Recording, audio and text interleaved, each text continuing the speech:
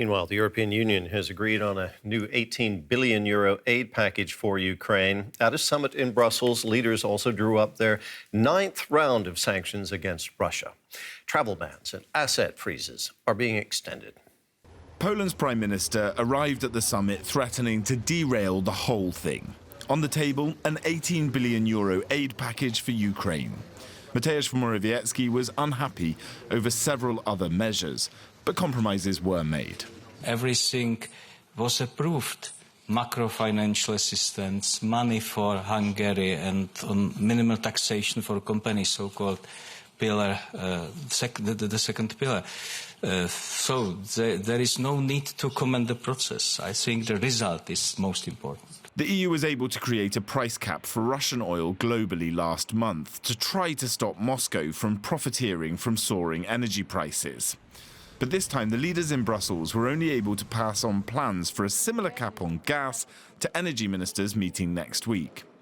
Officials did rubber stamp a ninth set of sanctions on Moscow, which include blacklisting nearly 200 more people and banning investments in Russia's mining industry. The Russian strategy of destroying Ukraine's infrastructure and exposing its citizens to a brutally cold winter may not and will not succeed.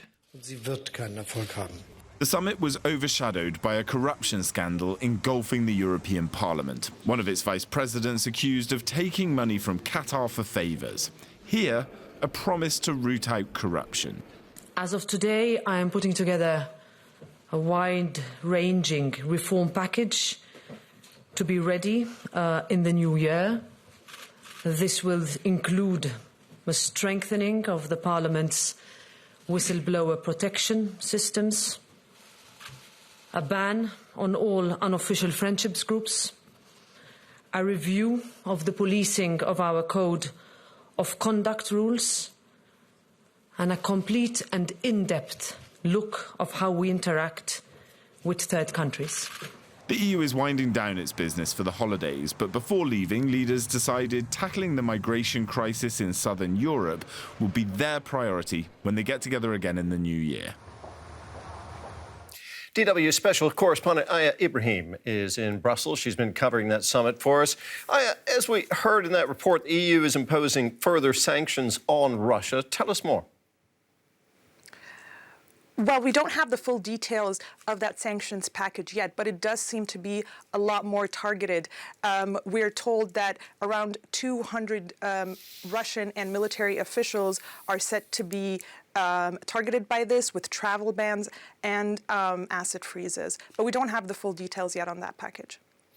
OK, so as we wait on that, let's look at Ukraine. That's been, of course, a dominant topic for months. For nearly 10 months now, the EU's been providing massive support to Ukraine. How much of a strain, Aya, is that putting on unity in the bloc? Well, if you talk to European leaders, all of them will reaffirm their support for Ukraine. But when you look at the details of their decisions, that's where you see some cracks in that unity, if you will. We saw yesterday Belgium and the Netherlands, for example, on the sidelines of the conference, seeking exemptions on Russian imports of fertilizers.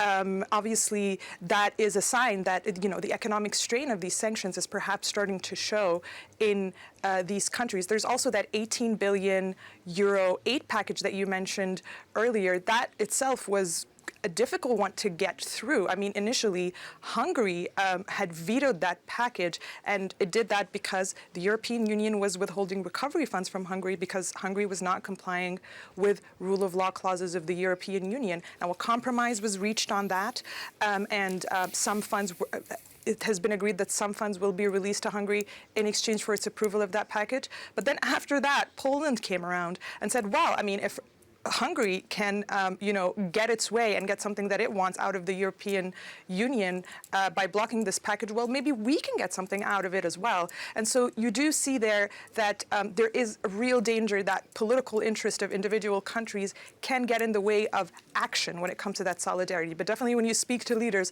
they'll tell you they have a united front. OK, there's a lot on the agenda there for this last summit of the year for the EU.